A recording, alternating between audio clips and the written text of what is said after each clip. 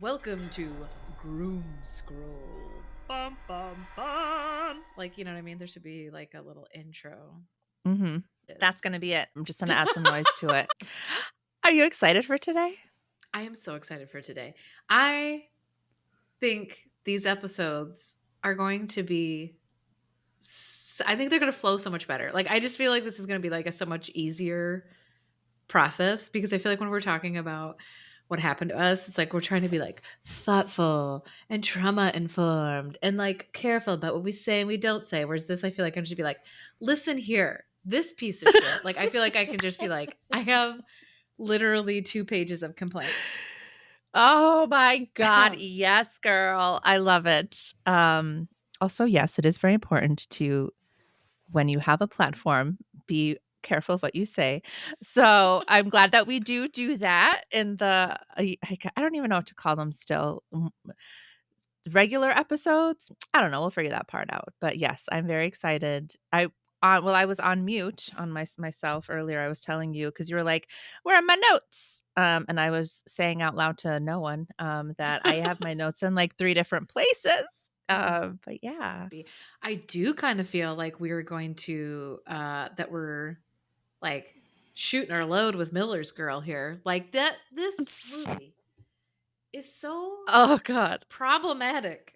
I like I told my husband afterwards. I was like, this everything else I can think of off the top of my head, honest to goodness, kind of pales right now to what I just watched. Like, what the actual fuck? Yeah, I'm glad that we picked one. The first one is one that we haven't seen. Neither Yeah. one of us had seen. Because this is actually our first one. Yes, Our which we talked first. about in our last episode has having happened previously because we're recording this out of order. So here is Yeah. future us saying hello to past us. We're doing it now. It's great. But yes, this is Groom Scroll, which is going to be like every other episode of our podcast is going to be Diana and I subjecting ourselves to some kind of pop culture. We have a lot of movies written down, also TV shows. We could talk about songs and other things eventually, but I think movies will kind of be our main focus for a while that portray grooming and inappropriate relationships between adults and minors in some manner, and then just bitching about it and picking it apart and complaining. Doesn't that sound fun? Yeah, let's get into it. Go back to where I was just where we had just left off. Of this week's pick or today's pick is my pick, and I had first seen a preview for this movie, Miller's Girl, 2023. It came out. It's rated R. And I had seen a preview for it on Netflix, and like just immediately my brain was like, "Nope, we're not gonna watch that one." And, I realized that if I'm gonna be a voice in, trying to change how abuse is portrayed in movies, you gotta do your research. So, I've been putting off watching it for the longest time, and then we both had this great idea of watching movies or, um, consuming content about, grooming and abuse, and yeah, so my head immediately went back to this movie, and we both watched it for the first time. It was written and directed by Jade Halle Bartlett, and interestingly enough, Seth Rogen and Evan Goldberg of Superbad are executive producers on this. I Interesting. don't know what that says, but I just found that was interesting. So the Netflix synopsis of this movie is in this tense thriller, boundaries blur between a high school student and her creative writing teacher. Um, so yeah, I don't know. Sarah, I'm just so curious to hear your thoughts Oh my just god. off the bat. I have so many thoughts. I told my husband after I watched it, I was like, I'm not even triggered. I'm just like in shock of what I just watched. Like the fact that this movie was made in 2023 blew my mind. Like the absolute problematic depiction of the relationship Dangerous Lolita, who has all the power over the adult messaging, was so crazy. I was like, this movie feels like it should have been made in 1984, Well, 1972, like not 2023. it's interesting that you say that because, I was reading before I even watched this movie, like, I was reading reviews about it, and another thing I forgot to mention, it has a 30% on Rotten Tomatoes. It's a 30% score, if that tells you anything. Oh, But one of the yeah. reviews that I had read, it is a review on Forbes. It says, quote, "The film failed to impress critics, earning just a 29% score on Rotten Tomatoes." Oh, 29. And some negative reviews pointed to the portrayal of the age gap relationship as a detriment to the film. CNN critic Brian Lowry slammed the film as, quote, icky, stating the film suffers from its portrayal of Ortega's character as the vaguely predatory pursuer of her decades older teacher. Associated Press critic Mark Kennedy noted the film's screenplay, written in 2016, predates the Mm. hashtag MeToo movement and feels wholly out of its time in 2024. So, yeah, I don't. It's not surprising that you were a little bit like, "What? 2023?" Yeah, it felt really old timey, I guess. I mean, like, uh, I don't even know where to fucking start, dude. Like, every single woman in that movie is depicted, I took it very much within the male gaze, which I thought was fascinating that was directed by a woman, because I find that so confusing. Because Jenna Ortega's character, like, her fucking outfits, dude, give me a break. Like, have you seen a teenager lately? They're wearing pajamas and they have braces and zits. They're not walking around in silk fucking gowns and like knee high clueless socks and like little fucking baby doll dresses. Insanity. Her best friend is this like hypersexualized, like wildcat lesbian who's literally crawling around on tables, and like they have scenes of them together in bed without their pants on. It's like, who's that scene for? Who's that scene for, of Mm. two teenage girls in bed together? Like, who's that for? His wife, who is supposed to be a stay-at-home writer, is in full makeup and literally lingerie. Every fucking scene. Her She's like, eyeliner looked pretty good.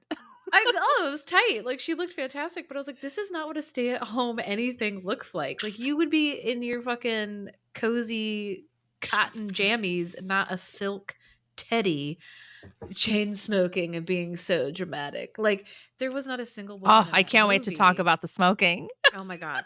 So like just the depiction of women in general was just super fucked, I thought, and just like all to service of men. Like, and of course the wife was just this like belittling, demeaning, emasculating, like this poor man, like, oh, his mean horrible wife made him feel so small. He had to go and want to fuck a teenager. Like, the movie Mm, was so mm. frustrating, dude. Like, The whole her outfits thing, yeah, the silk dress, like, I don't okay, we'll get to that, but there was there was a thing where, like, her outfit when we first see her is very, I feel like, childish. She's got, some kind of, like, cotton khaki looking shorts on, if I remember correctly, and, yep. like, socks with her shoes, like, she looks like a schoolgirl. And then there is, like, an outfit change because remember I'm assuming a gym teacher because he's wearing sweats, Yeah. Boris, so I was like, "What's up with this new getup?" And even when her and Winnie are at the locker, I think Winnie asks her like, "Oh, did he like your outfit? Like, how did you know that he liked it? What did he say?" And, what's her name? Cairo says, uh, "He didn't have to say anything." So, okay, main characters of this movie, Cairo Sweet, played by Jenna Ortega, and, Jonathan Miller, played by Martin Short. I don't remember everyone else's names, but Jenna Ortega's character, Cairo, has a friend, her best friend, Winnie, and then there is this other teacher, um, named Boris Fillmore, who is, like, also Jonathan Miller's friend. Okay, and Um also her friends' outfits. Let me tell you what, I got kicked out of class 20 years ago for showing like a half inch of my belly button and wearing spaghetti straps. That girl is wearing a bra as a shirt. And I was like, what fucking high school? This is supposed to be rural Tennessee, by the way, is letting a girl walk around Yeah. in a bra as as a shirt. Like the movie was like, it's never seen a school. It's like it's never met a teenager. It was like it was in this ethereal alternative Yes. universe. And it was like so infuriating. Like none of it made sense. I told my husband, I was like, That what is was who did the set designs? Like the classrooms were insane. The lamp budget, yeah. Diana, the lamp budget. How many lamps were in this movie? It was fucking insane. Like There throw I did rugs like and teacups. Fuck you. Like, no. I'm so sorry. okay, no, it's okay. I wanna respond to so many of the things you just said, and I'm gonna try to remember them all. Okay, so I let's go back to the teenagers and how they're dressing. I worked in a school up until 2022, a high school, and yes, there are and here's the thing, and I know this is maybe an unpopular opinion, but I say it's let them dress how they want. If they wanna wear a bikini, fine. Guess what? They're kids trying to figure themselves out. Adults should not be sexualizing the kids. Like, that's Yeah, I'm my not point trying of to view. slut So shame. I'm that's just not my saying issue with yeah, I'm not trying to slut shame. I'm just saying ain't no fucking school letting that happen. but Like there let that are. happen. Nowadays, What? there are. Nowadays yes. Oh, Yes. Diana. Because yeah. Not where I And grew but, up. I mean, I Shit. don't think that's a problem, you know what I mean? Like, I don't think that we should police that. Okay, well I then that makes but that a yeah, little bit more realistic. nowadays I was like, this is impossible. No one's letting no. kids dress like this. That I feel very old right Um, now. well, you haven't been in a high school for how long? Like, I worked in a high school 20 pretty years. recently to Yeah. have seen how things have changed. The other thing I want to respond to is that, yeah, within minutes of this movie, one of the things I wrote down was you have to suspend belief because so much of this seems unrealistic.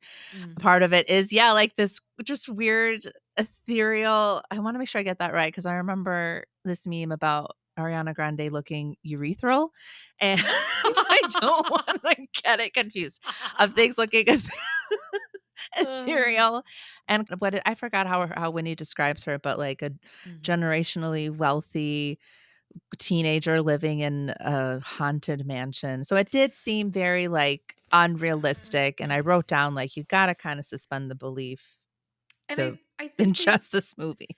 and I feel like they really went out of their way at the beginning to be like, I'm 18 and my Yes. parents are out of the country. So it's like Uh-huh. they do a lot to try to portray her as much older than or very mature, right? Like she's got this insane vocabulary. Like she's clearly supposed to be a super smart student. Like she's very eloquent and like, lives on her own. There's no parents around. So that also kind of makes her feel like an adult. They go out of their way at the beginning to say that she's 18 and like I feel like that's them trying to somehow justify what's going to happen next. Like, she is mature. Don't worry. She knows what she's doing. And that's the thing. Like, both girls are very much depicted as actively trying to seduce two teachers. So her friend's trying to seduce the gym teacher, coach, or whatever. And she's trying to seduce the creative writing teacher. And like, that narrative too is just so fucked up where they're just like, oh, Yeah. do you think you'll have sex with me now? Like, I'm gonna have sex with this teacher and you'll have sex with that teacher. Like, oh, the power dynamic of it was just so messed up from the beginning. I did also very much notice that with like one of the first few sentences is I'm 18 and completely what she say like completely insignificant or something like that. Basically Mhm. saying like I'm 18 and what the fuck have I done with my life? Bitch, you're 18. You're gonna do stuff with your life now, like moving forward. Yeah. So that's another kind of hang up that like I just couldn't get over of just I couldn't believe that she was getting so hung up on the fact that she was like her biggest problem is that she hasn't achieved anything in life. But that's like how the whole thing starts is she's saying I'm 18. But I did think it was interesting because even though like they made a point to say that she's 18, that never came up again. You know what I mean? It's not like anyone was like, "Oh, well, she's 18. She's an adult, so quote unquote an adult, so that makes Mhm. it okay." Like when there was the investigation in the school and they were doing the interviews with the principal or the vice principal, like it was still a problem and the age didn't matter. So I thought that was kind of interesting. Well, that's what I'm saying. I think that the comment of age, to me, and the way I took it, is that it was justification for the viewer to find her Ah, attractive, for the viewer to be aroused by what's happening because it's okay because she's mm, 18. Like you're not a I see. pervert. You're not abusing a position of power. Like she's 18. It's all right. Like that to me is what it felt Yeah. like. Uh, dude, it's just this movie was just I can't. I keep looking at my notes and going, "Oh yeah, that too." And there's like fog machines everywhere. Everything's so foggy. And like when she's walking through the woods to school, she's like, or when he asks her like, "Oh, aren't you afraid to walk in the woods alone?" And she's like, "I'm the most dangerous thing in the woods." I literally started laughing. I was like, "Give me a fucking break." Because she's so dangerous. She's so in control. I was just like, dude, what the fuck is the point of this movie? Like, who is this for? And what is the message? Like, I don't like get turned on to Yeah. 18-year-olds, but watch out. Watch out for them because they'll fuck you up. So if if our feedback on this movie hasn't painted enough of a picture, here is a little quote from review on Variety. Quote, Bookish Cairo embarks, oh my God, bookish. Bookish Cairo embarks on her senior year with an understandable desperation to get out of the provincial South, or at least a determination to experience something, anything that lives up to the oh fuck, I should have practiced this. Rhapsodic? Rhapsodic? Rhapsody? Um, Rhapsodic? I don't know. Lives of Maybe the if we authors. listen, maybe if we'd had a better English teacher, we'd be able to read better. I don't know. Maybe if our English teacher hadn't been sexually assaulting us, Yeah. we know how to read right. Who knows? Anything that lives up to the rhapsodic lives of the authors she idolizes. When she meets her literature teacher, Jonathan Miller, she finds an adult invested in her budding writing talent, and he a protege into whom he can pour his own unrealized ambitions as a Gross. novelist. Gross. Doesn't that Don't pour anything sound? into her. Oh No. god, I almost forgot about that whole storyline. Dude, that whole storyline reminded me so much of Our Abuser. It wasn't even funny. Like just the idea of like I'm a writer and I'm a creative and you're so creative and you're such a good writer and I believe in you and oh, you're going to read some of my stuff and like it's all just ego, right? Like it's just like sad little middle-aged man is disappointed with the way that his fucking life turns out and so he is going to like fawn over any young girl that pays any attention to him or thinks that he's fucking interesting at all because a woman his own age, aka his wife, who's depicted as like a total bitch, has his number and knows that he isn't all that and a bag of chips as they used to say in my day. But Mm. like it was all that was the one part that I felt was really triggering for me is it just reminded me of the teacher so much. Like that was just like, oh, that was totally his vibe. Also, may I just say on a personal trigger level, the fucking Jeff Buckley song in the scene when he's Oh, driving to her house, I yes. literally was like, universe, I want you to go fuck yourself. Like I was like, how is that the song that got picked? He put that exact same song on a Oh mix my CD God. for me when I was Ugh. in high school. That specific song. My He was blood. obsessed with Jeff Buckley. He was obsessed with him. And it felt I was like, is Yeah. there just like a track list that all sex child like all grooming teachers who abuse their students, they all just like the same bands? I don't get it. It's so strange. It's so Jeff strange. Buckley, Ryan had it really is. It really is. Ugh. And I feel it so I feel you so hard with that because that was one of the things that I wanted to really talk about was that scene where Martin Freeman Jonathan, I'm just gonna say Jonathan because I'm gonna Yeah. call him Morgan Freeman or Martin Short. You called Where him Martin Short Jonathan before, and I was like, I'm pretty sure Oh delightful 80 no. some Oh year old no. Martin Short is not in this movie. Oh my god, what a different movie it would be. Yeah, he's But too yeah, busy when hanging out with Meryl he Streep to be doing this shit.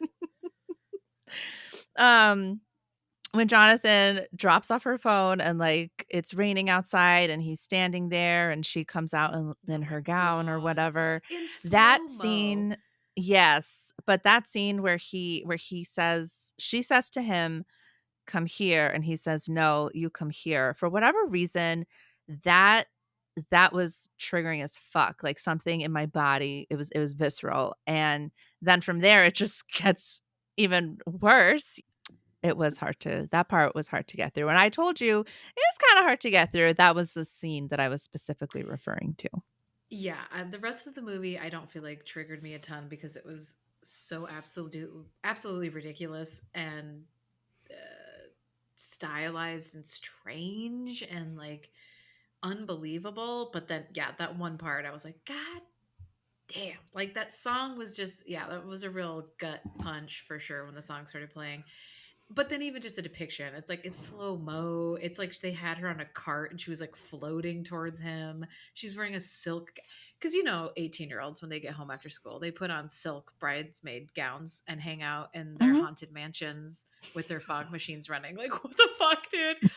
But then I did think it was interesting because that part where, like you said, where she says, "Come here," and he says, "No, you come here." Like again, to me, that felt like, oh, see, this is the consent part, right? Like she's consenting because they're each inviting each other in. Like, I just feel like there was really strange messaging in the film of like, don't worry, she's 18. Don't worry, like they're both consenting to the situation that's about to happen. Like, it felt like it was just such a romanticized depiction of an inappropriate relationship between a student and a teacher. I was floored by how recent this movie was, given the way that it was depicted. I couldn't wrap my head around it. The other thing that I struggled with within it, I guess, was the smoking. I don't know. Like, I think because like you and I had talked about, it was such a specific thing to our experience that the smoking thing really stressed me out a little bit because I feel like that was such a lived experience for both of us. Okay, what teacher, again, what teach maybe I'm wrong. I was already wrong about the dress code. Pretty sure teachers aren't smoking on school property. Pretty sure that's not a thing I you can can I do. can confirm that. That I can tell you is I've never seen that. I've never seen No. teachers just being so open Oh, about smoking. yeah. No. No, they're Or hanging and out. smoking with students Yeah. Oh yeah, on property. they're just hanging on the football field, smoking cigarettes with a student. I was like, what planet am I on right now? Like this doesn't make any fucking sense. Like, and I know That it's was one of yeah. Sorry, go ahead. no. I'm ranting. It sounds so insignificant, but it again it was one of those things where it's like this is not the real world. This is not how anything works. And again, it's that look what an adult she is. Look how grown up she is. She smokes. This is these two adults having a conversation right now.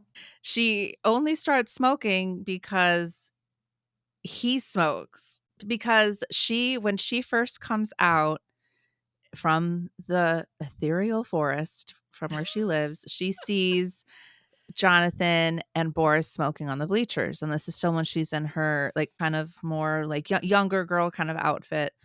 So she sees that they're smoking, and then in a few scenes later, her and Winnie are in her bedroom in her big ass mansion, and Winnie goes, "Oh, so you're a smoker now?" Mm, And she responds with, "Well, I'm smoking now." So, and then that when Cairo goes to the poetry salon thing oh my the god. that Jonathan tells her about, Yeah, that was um pretty triggering too, actually, I guess. yeah, yes. Um, when they're after when they're out, like, on the patio balcony thing, she takes out a cigarette and she's like, "Look at me. I'm smoking," you know what I mean? And then they're, like, later on smoking together in the bleachers, and you can see, like, he turns his head to, like, the right to see if anyone is around, and then it gets brought up later, and I'm really happy it did because that was one of the one of the things I wrote, and you gotta suspend belief a little bit was because I couldn't believe how casual this whole smoking thing was. I was Hmm. like, "This is so unrealistic. I can't even," but it does get brought up later when the vice principal is interviewing him and she's like, "You shared a cigarette with a student?" Yeah, that's they're not just 2 adults talking, it's a Mm-mm. teacher and a student, and And I mean, and again, I think we've recorded all this stuff out of order. So if we haven't gotten to it yet, yeah, our abuser smoked, and it was something that like was very hidden from other students. And, we both smoked with him when we were being abused by him. And it was like just another layer of like a secret about him that we were aware of that others weren't. So yeah, that part was definitely like cringy. I mean, the whole fucking movie is cringy. But the poetry slam thing, dude, because the teacher did that to me too, right? He would say, "Hey, there's this concert this weekend. It's gonna be great. Like, you guys should all think about going, or there's this movie that's showing this one night. You guys should think of going." And then you'd go, and well, he'd be there, and then he'd come up and talk to you, and it'd be outside of school. And it's like he would cultivate these situations where you would Mm, spend time with him outside of school, right? But like he didn't invite you technically. It's not like like singled you out and invited you, and it's not like he picked you up at your house and took you there, but he was still creating these experiences where he had access to you outside of the classroom. So that part was definitely like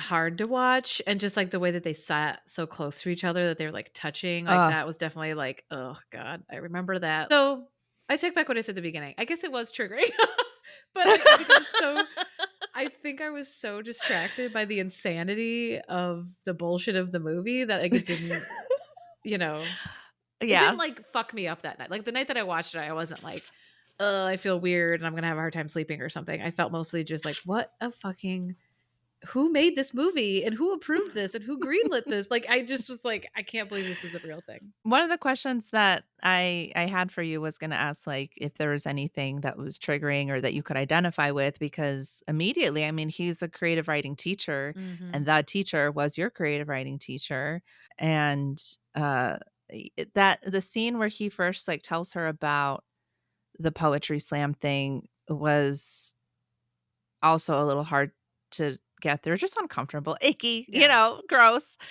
because he is reciting back to her, what she wrote, but he has, like, this ability, I forgot what it's called, where, like, he can do that. It's not like he Mhm. memorized it, he can just recite it.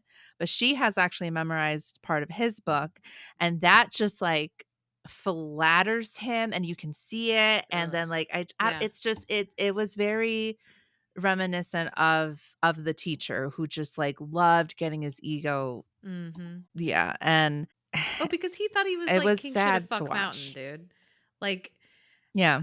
our abuser, oh my god, dude. Like he would like write a bunch of articles in the school newspaper, which are supposed to be for students, but he would write a bunch of them. Like he would write all the captions on the yearbook. Again, the students are supposed to be doing that, but he would do it. Like he illustrated the artwork for like our school play one time. Again, that should be students that are doing that, not the teacher. But he thought he was like great cartoonist, blah blah blah. Like it was Mm. always about his ego. It was always about like serving him and showing off how talented he was and how fucking deep he was and what a good singer he is and all these awful douchey little things that he was into. So yeah, that part definitely made me think of him. And it is sad. Like when you watch it in this movie, it's Yeah. like, dude, this is pitiful. Like you are a sad, small little man. Like which is Yeah. true.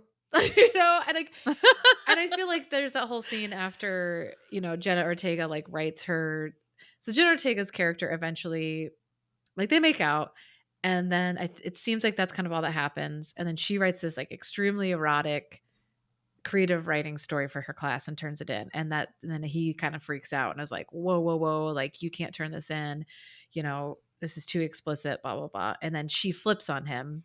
His desk is on that platform and she's standing on the platform and he's on the ground. And so she's taller than him. And she's like, you just didn't amount to anything. And you're a sad little man and blah, blah, blah. And I can ruin your life.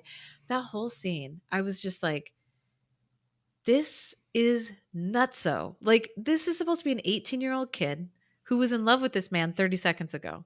And now she's just like, evil poison ivy temptress who is like, this is what you get, motherfucker. And I was like, yeah, you are a sad little man. And yes, she can ruin your entire, like, those things are true. But the way this whole scene is breaking down, it seems like she's in control. She has all the power in the situation, not him. And like I think in the wrong people's heads, they probably think that was an empowering scene. But to me, as like a survivor, I was like, what kind of bullshit is this? I like, that's just not it doesn't make any sense, and it made him like, oh, like, he's just this poor little victim who, like, oh, he made one bad choice, which is exactly what our abuser said to the police, right? "Well, I was a dummy, and I was stupid Ugh, enough to that's date what a he said to former his s" friend. Yeah, "I just did something dumb and dated a former student 2 times." That's his story. But it's like, "No, bro." Like, no, you groomed and assaulted a student. It's really fucked up. So I just That I don't know. I feel like I'm rambling again, but I just feel like that whole scene was so strange and she looked so psychotic. Like her eyes got all buggy. And to me, it was that classic trope of like, oh, here's this crazy bitch. You got to watch out. These crazy bitches will get you. Not about what did you do to this girl to get her to this point? What did mm. you do to fuck with this kid's head? No, she's this crazy bitch. Now you're in trouble. I'm gonna watch that scene and see it differently than someone who was not groomed and sexually abused by their teacher, What? because I didn't feel Diana, that is a crazy point to make. But Shocking. I say that because I didn't feel bad for him at all in that scene. I felt that he was being a little bitch because he kept blaming her and he Yeah. was mad at her. She's an 18-year-old girl. Like, she had a crush, she's rejected, Mhm. but he is very much like what he says to her, like, "Oh, if you any misconception of our relationship is something that you're gonna have to shoulder alone," or something like that. Like, he just is not taking any accountability, any responsibility for Yeah. how he did contribute. Because all the things that she says, none of it's a lie. Like, when she's Mm-mm. interviewed, she's not lying. She's telling Nope. her truth. He did, um, give her that assignment. And okay, maybe he pushed back a little bit, but then he ultimately caved, Mhm. knowing what the content, what the material was gonna probably be. And okay, so he went in the house, but it's a little unclear to me if there was anything more than making out, and I guess it's not important, but Yeah, it was just to me, I don't think they had sex because there was that fight scene between Jenna Ortega's character and her best friend, where the best friend is like, "I'll tell them that you guys never actually had sex," and she's like, "It doesn't matter. Like, it doesn't matter that we didn't have sex because I can oust you and the sexting you were doing with the coach." So I guess I took it as like nothing happened beyond the kissing, but it's also really hard to believe that they just stood out in the rain in front of her mansion making out for 5 minutes and then he was like, "Okay, bye. I'll see you later." And like left. well, he admitted to going inside the house when he was being interviewed. Oh, because He yeah, they had that admitted to like super going. explicit Yeah. scene too, but I couldn't tell if that was supposed to be like a fantasy because that's when That's he's what I'm reading her saying. story. Yeah, I Yeah. guess I don't know. I don't know. I don't know. Even the way that Jenna Ortega's character then, like, uses her friend because her friend's gay or bi at the very least, and, like, clearly has a crush on Jenna Ortega's character or is attracted to her in some way, and, like, Jenna Ortega, like, uses her friend by, like, making out with her and taking all these pictures and then sending them to the coach that her friend is also trying to seduce. Knowing that this person has feelings for her, Jenna Ortega, like, uses her for that and then just, like, walks away and, like, really hurts her friend and, like, obviously, like, makes her feel shitty, and I feel like it was just kind of this like, all of a sudden, Jenna Ortega is this dangerous, problematic, she-wolf who is, like, destroying the teacher, and now she's hurting her friend, and she could take the coach down, and, like, it just got so strange, and I feel like the depiction of her got so, like, she's the villain and she's like this Mhm. evil character. I just thought it was really strange that that was the choice they made for the film, Yeah, right? because the last scene with, or one of the last scenes with her and when he's crying and she's like, "You're gonna ruin his life." Yeah. And then, Jenna Ortega's character says something about like, "Oh, well, if you report me, I have evidence that will also take down this other teacher, who should also be fired." Yeah, also Let's talk sidebar, that about other that. teacher is so problematic also, and he's like, "It's okay, Yes. well, I know better, like, I didn't touch her," and it's like, "You were literally sexting a Yeah. student, motherfucker." That is still bad, that's just as bad. Like, what are you talking about? But he was kind of played That off as this, whole like, yeah. lovable scamp. That whole exchange about not being he's like, "The difference between you and me is you don't know you cannot identify the line." That was just so fucking gross to listen to because basically what he was saying is, "I know how to get away with this. I can Yeah. take advantage of my position as a teacher and get Mhm. nudes and flirt with teenage girls, but not do enough to get caught." And Also, getting yeah, that nudes was is very enough to get disturbing. caught because if your student's under 18, that's child pornography. So, like, even that's an Yeah. insane argument. I was like, nah, Well, because bro, he like, goes, "I you did delete find the line. them." Okay, He well, goes, also, if you "Oh, think I" you delete yeah. something off your phone and it's gone, you're an idiot because that's not how the That's what internet Jonathan works. says. Yeah, that's what I Jonathan know, says, but and it's then they like, fight and yeah. But all I'm I saying mean, is that, yeah, yeah. so he's the fact that Winnie and, when you're that age, you're a student and you don't understand, you don't have the hindsight. She was concerned about these 2 teachers that she thought are good men, but they're not, and Mhm. it's the fact that she felt so much guilt over it was sad. You and I are the Jenna Ortega of our story. So obviously nobody likes to see themselves depicted as the villain, but it's also like complete bullshit because of the power dynamics that are going on. And I just thought it seemed really dangerous, I guess, just and strange in this time period to depict it that way. Like, because even the wife, oh my God, the wife, dude. That's When okay, yeah, the yeah. oh god, so after he, like, gets the story that Jenna Ortega's character writes, like, her homework assignment, when he, like, goes home and he tells her, like, "Oh, there's been an incident at school, I had a really hard day, like, oh, I had to reprimand my favorite student because she wrote something so inappropriate, like, I couldn't accept it," and then the wife's like, "Read it to me," and gets, like, fucking aroused by her husband reading, like, an erotic Mm. story a teenager wrote about him, and she's, like, trying to get him to fuck her while he's reading it. I'm like, "What is wrong with this woman? Like, how would that turn you I mean, on? Like, it's so gross." And again, who is yeah, this for? Like, who is this serving? And then later finds out that there was, like, allegations about him with the student. I feel like her response is, like, closer to reality. Even that conversation felt really clunky and weird, like, I just the wife was such a strange caricature of a woman to me that, like, I couldn't I like, she just seemed so unrealistic as a human being. even early on when, her and Jonathan and Boris are at the bar and Winnie's serving them, Mhm. she kinda digs at him a little bit and says, like, "You're not a writer, you're a Yep. teacher, you chose to be a Mhm. teacher," and he is all hurt about it, and has this, like, crisis of, like, "Well, I am a writer, you married a writer." So I feel like early on, it's very clear that she's not impressed by him and that, like, their relationship is weird, like, she's very more into her work and her Mhm. writing and can't even stand to have him around when she's writing, and she's also, like, drunk most of the day. She calls him out, though, on his shit, like, she knows that something and this is also why I think that there was sex, that he did sexually assault her. She asked, like, "Did anything more happen?"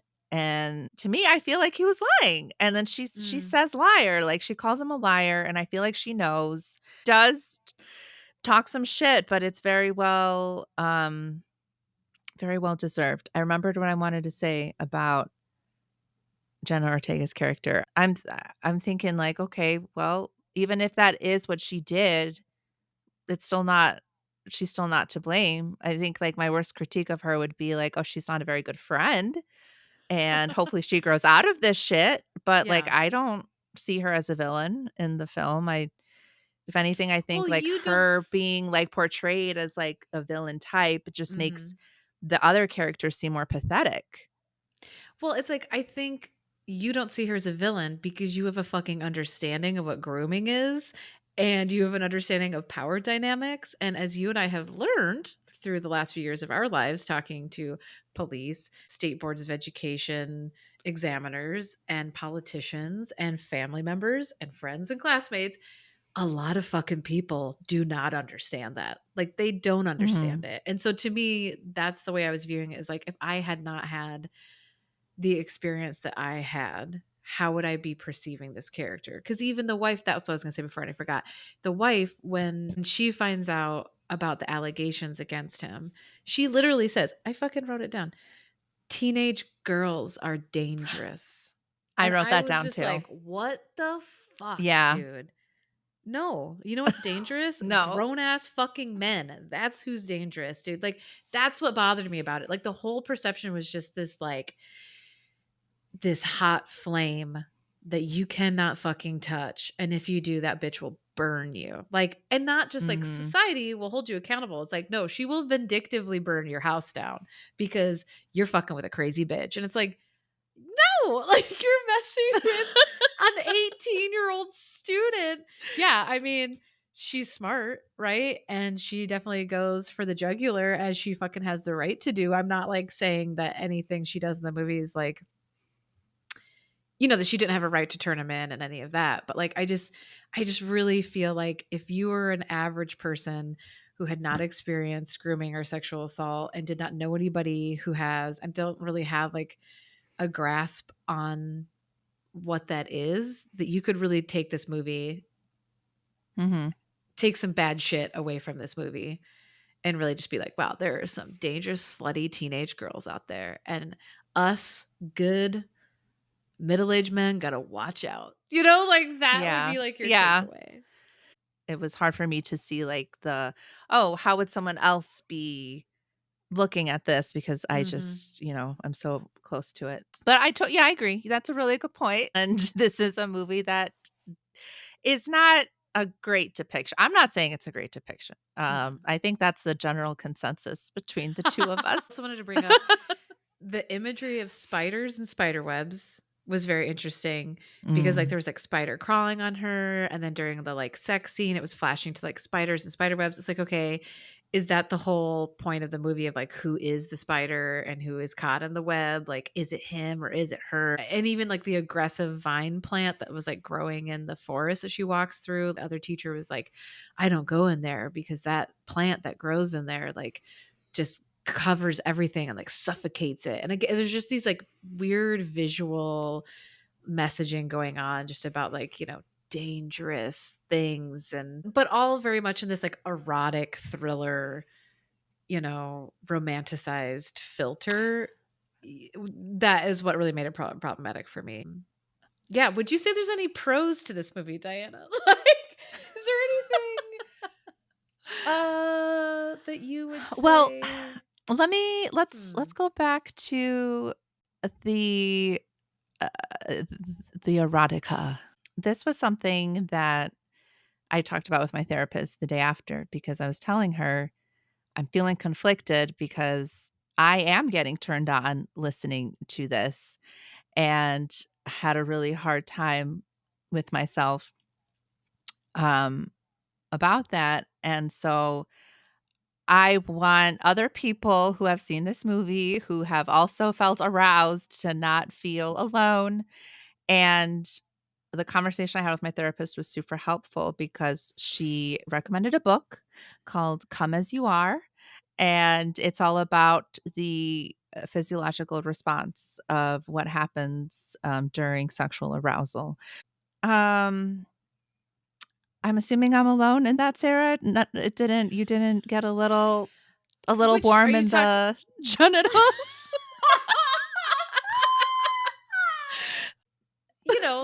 I think the fact that there was like the narration on top of it, I think it was like probably an effective part of it. Like, it's just a person to like verbally describing a sexual act, right? Like, yeah, that is like an arousing thing to hear.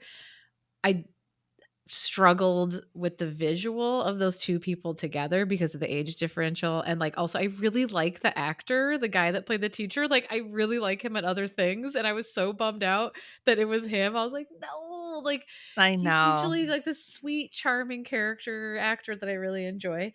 Yeah, so I get, for me it's like I definitely like the the auditory part of it, yeah. Like, that part I would say was definitely, like, erotic and, like, arousing, but, like, the visual was just, like was shutting, counteracting everything for me where I was just like, like, I couldn't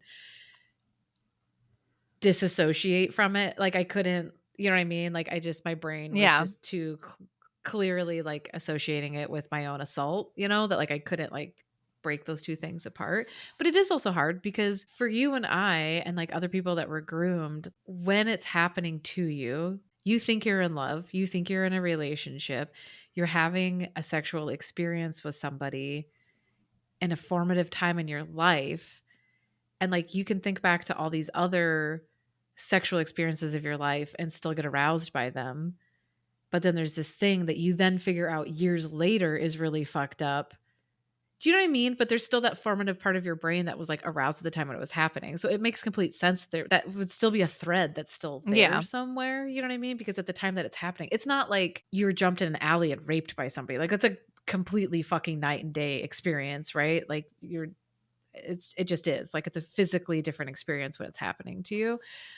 So to me, it makes sense that that thread would still kind of carry through. So I understand to be like, it's confusing. Being assaulted is confusing. Like, there's no, like, I don't Yeah. know. It's hard. And that's why No, being I just assaulted as a child is also really fucked up because, like, that is a formative part of your sexuality. And now you have these, like, shitty things connected to it that forever make sexuality kind of complicated. yeah, and, I just wanted to make sure to bring that up because, like I said, I'm almost confident I'm not the only survivor of rape and sexual assault and sexual abuse who still gets aroused during scenes like that. Hmm. I was thinking back to, like, another scene that was triggering or that reminded me of, like, my situation. We know for sure that there was a kiss. We don't Hmm. know if anything else happened, but there was a kiss. So then she starts writing about like one of I think the first sentences in her essay that she ends up turning in, it starts off talking about the kiss. Uh, how can a kiss make every cliche suddenly consequential? I didn't know it was possible to feel this brave or that I'd ever want to. A kiss, a muse. It is a question. It is an unlocked door. It is elation and anguish. It is the inch and the mile.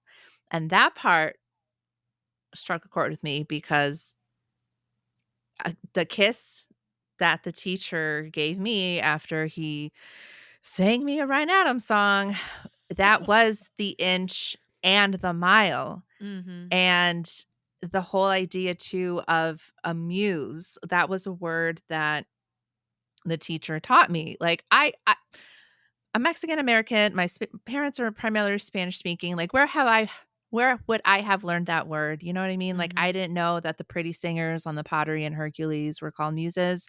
So Dude, that's he a great fucking movie, by the way. it's amazing. Oh, man, such a good movie. So, he taught me that word, and so, yeah, that there was a lot that, was, like, poking at certain places in my body where the trauma still lives while I was watching this movie. Well, yeah, for sure, and also the, scene where he recites part of her writing, like you mentioned before. Like, the teacher literally told me once that I was a pearl among swine, That is comparing me just to a my other fucked up thing. classmates. Ugh. It's disgusting. But again, it's that thing of you're so talented, you're so special, you're so different, you're so unique, you're so much better than everybody else, you're so mature. That's why I have feelings for you. Right? Like, it's such a fucking cliche. And I think it's hard when you watch stuff like this because I think A, it's very validating because you realize, yeah, that's exactly what they did to me. And then, but there's that B part of your brain that's like, you dumb bitch. Like, why did you drink the Kool-Aid? Why did you believe him? Like, it's so obvious now. And that is a huge part of the healing process is like learning to not blame yourself for what happened. Seeing it now clearly on the other end, it's so obvious. But I'm almost 40 years old. There's a lot of things that are obvious to me now that were not when I was 17. That's called growing up. So, yeah, I would agree. There was a lot of that. You inspire me, or you're so talented, or you're this, or you're that. That did feel very familiar to like my grooming experience for sure. Diana, if you had to give this movie We should have a rating system. What should it be like? Girl, this is what I was just thinking exactly. 0 out of 5, not stars, something. I don't know, something. Gotta have a rating We'll think of system. something. We'll think of it some other day, apparently. Not today. If you had to say there was anything redeeming about this movie, if the movie had been about an age-appropriate, not fucked up relationship, it was beautiful. Like, the sets were gorgeous, great costumes, great filters on everything, you know? That's what I was gonna respond to, is what was the one good thing about it was I think it was like a aesthetically pleasing movie, you Yeah, know? Like, I really did like the 100%. mansion, the poetry salon. Oh, the lamps in the poetry salon that just, like, were it was Mhm. like a ring of lamps. Dude, seriously, I wrote down lamp budget. Like, I don't understand. Lamp budget. Someone who just had like a lamp fetish was the stylist on this movie. So, we didn't like it.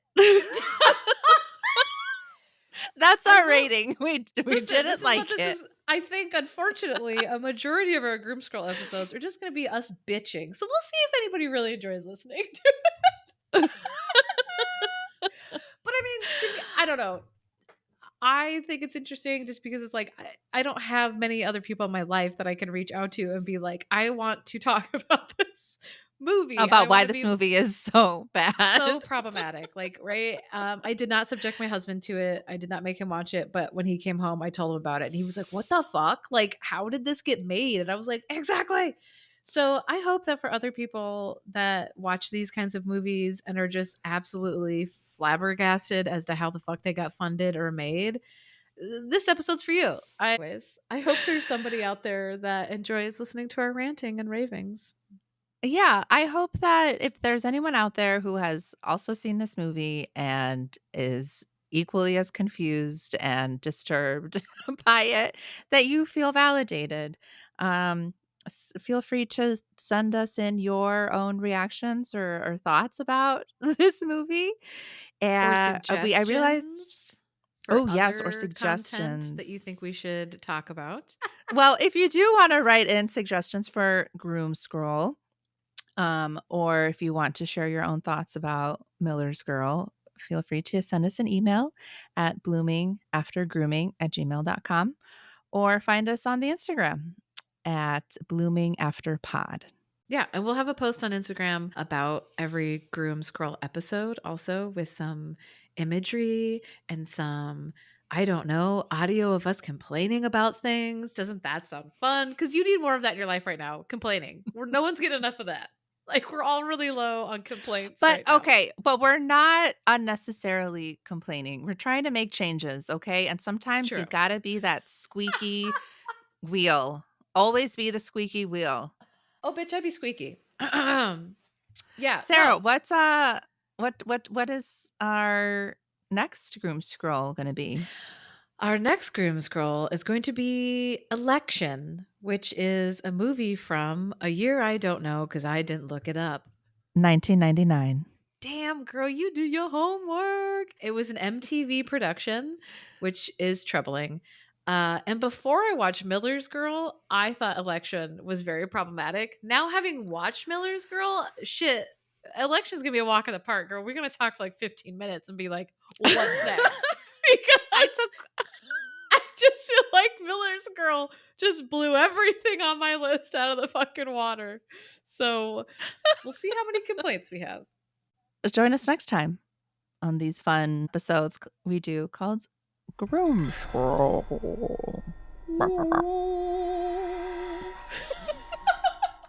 I don't know how people with podcasts laugh without blowing the mic out. Like I need to start being like I'm a very Yeah, that's loud what laugher.